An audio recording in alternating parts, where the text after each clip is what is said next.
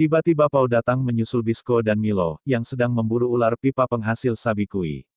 Pao terkejut ketika melihat hewan tersebut, karena dengan tubuh yang begitu besar dan juga panjang, monster tersebut juga memiliki dua mulut di bagian depan dan belakang, dan membuatnya harus tertangkap ular pipa itu. Karena kakak kesayangannya ditangkap monster yang berbahaya, Milo berusaha keras menyelamatkan Pao bersama dengan Akutagawa, namun meski begitu, Milo yang berusaha membantu, kembali diserang yang membuatnya harus tertangkap, sehingga terjadilah pertarungan sengit antara Bisco, Milo, dan juga Pao yang melawan ular pipa. Setelah ular itu berhasil dikalahkan, mulai muncul jamur di tubuhnya. Namun setelah memakan dan merasakan tekstur dari jamur itu, Bisco merasa ada yang janggal dengan jamurnya, karena jamur itu tidak memiliki kelebihan sama sekali, dan sama seperti jamur yang biasa mereka temui. Tidak sampai di situ, pada akhirnya Milo berhasil memecahkan kejanggalan dari jamur tersebut, yang ternyata jamur akan bereaksi, setelah terkena darah pelindung jamur. Ketika akan membawa sebagian jamur yang ada, tiba-tiba Kurokawa muncul dan mengambil ular pipa tersebut, bersama dengan seluruh jamur yang susah payah mereka dapatkan. Untuk mencegah Bisco agar ia tidak mengejar, Kurokawa menembak Bisco hingga membuatnya terluka. Sementara Milo merawat luka Bisco, Pao pergi menyusul Kurokawa, namun setelah sampai di sana Pao terkejut, karena melihat bawahannya telah berubah dan dikendalikan Kurokawa sepenuhnya. Saat sedang merawat Bisco, Milo mendengar berita yang disiarkan oleh Kurokawa, yang bermaksud untuk mengancam Bisco dan Milo, bahwa Kurokawa akan melukai Pao dan juga kakek Jabi. Milo berencana untuk menyelamatkan Pao seorang diri, karena dengan kondisi Bisco yang saat ini, akan menimbulkan resiko yang cukup besar, jika saja bertarung dengan kondisi yang kurang maksimal.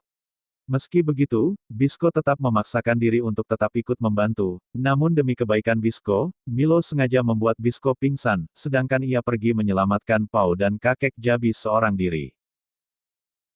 Setelah sampai di markas Kurokawa, Milo berusaha keras bertarung dan sempat mengalahkan Kurokawa. Namun Milo tertusuk oleh anak panah yang ternyata memiliki racun, sehingga membuat Milo dikendalikan sepenuhnya oleh Kurokawa. Selain itu, Milo juga terkejut setelah mendengarkan pengakuan Kurokawa, tentang dirinya yang sebenarnya, yang ternyata adalah seorang pelindung jamur. Kurokawa juga menceritakan tentang ambisinya, dan penganiayaan yang ia lakukan, terhadap pelindung jamur yang lain. Bisco tiba-tiba datang, dan membuatnya terkena anak panah, akibat Milo yang dikendalikan Kurokawa. Saat Milo kembali menyerang, Bisco berhasil menangkisnya, dan mengembalikannya ke arah Kurokawa. Akhirnya kakek Jabi berhasil lolos dan menolong mereka berdua, setelah menyelamatkan kakak Milo. Sementara mereka pergi menjauh, kakek Jabi menghambat semua pasukan yang menghadang, dan karena hal itu membuat ia tertangkap. Milo kewalahan setelah menolong Bisco. Namun kini Milo dan Bisco mengalami karat di tubuh mereka. Sembari menjaga Milo yang pingsan, Bisco membuat obat dari sabikui setelah mempelajari catatan yang dibuat oleh Milo. Tapi karena mata Milo ditutup, Bisco hanya memberikan obat pada Milo saja, dan mengatakan kalau ia juga sudah menggunakan obat. Tiba-tiba Milo menanyakan apakah Bisco ingin berpacaran dengan kakaknya. Tapi Bisco mengatakan ia tidak ingin dengan Pao, karena ia adalah seorang perempuan yang selalu memukul seenaknya, menggunakan senjata yang dipegangnya. パウもビスコのこと好きみたいです。鉄痕で殴りかかってくる女がか？いいですか？いいカップです。騎士母人はごめんだ。ビスコは浮気なんてしないから殴られないよ。Milo mulai menceritakan tentang mimpinya yang memperlihatkan Milo, Bisco, kakek Jabi, dan Pao sedang piknik. Milo berharap bisa terus bersama-sama dengan Bisco dan orang-orang yang ia sayang. Di sisi lain, Kurokawa mulai menjalankan sebuah rencana yang mengerikan, yaitu dengan membuat manusia besi. Makhluk tersebut adalah makhluk yang menyebabkan angin karat berhembus di Jepang dahulu kala. Dan sekarang, Kurokawa bermaksud untuk membuat angin karat buatan, dengan menggunakan Ganesha untuk menembakkan angin karat tersebut. Ketika Jabi diancam oleh Kurokawa, Bisco muncul menyelamatkan Jabi. Lalu ia mulai menyerang Kurokawa, namun mengalami luka yang cukup parah, karena karat yang menyerang tubuhnya. キノコモリを迫害して手に薬が余ってるなら患者の方をサビを似てるな。自分の中で無限にサビを生成すること。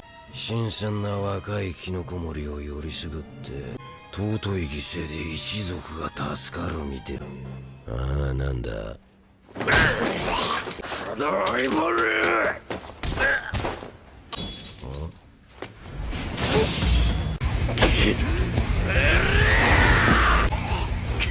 しぶて野郎だ。おいおい。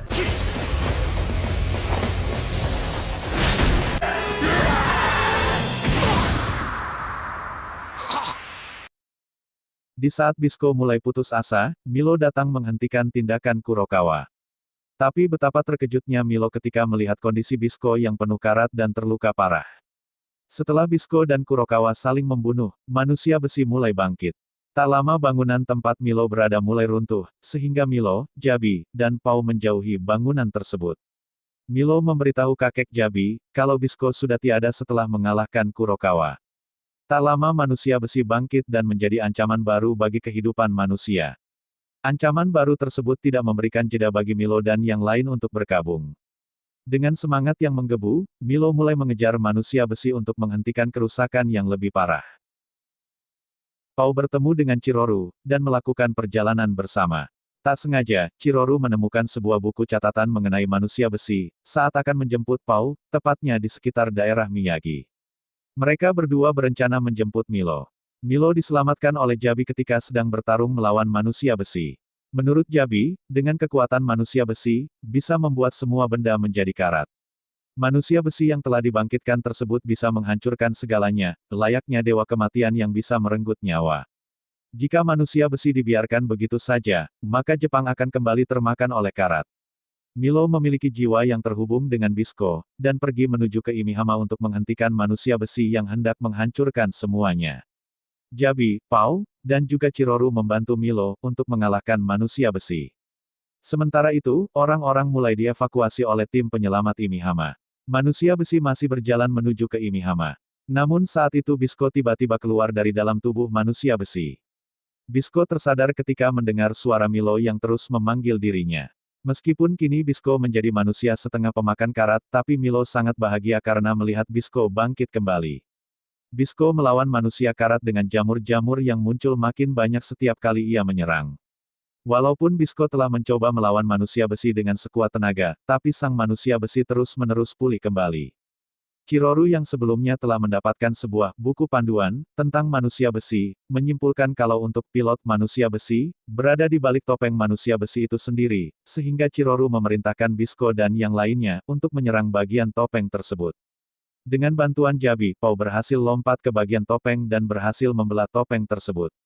Setelah topeng itu terlepas, terlihat setengah badan Kurokawa masih tertanam di dalamnya. Kemudian Bisco pun langsung menyerang Kurokawa, dan berusaha menghancurkan manusia besi. Hingga pada akhirnya mereka berhasil memenangkan pertarungan, dan menyelamatkan seluruh umat manusia dari karat. Tamat. Makasih bre udah nonton sampai selesai.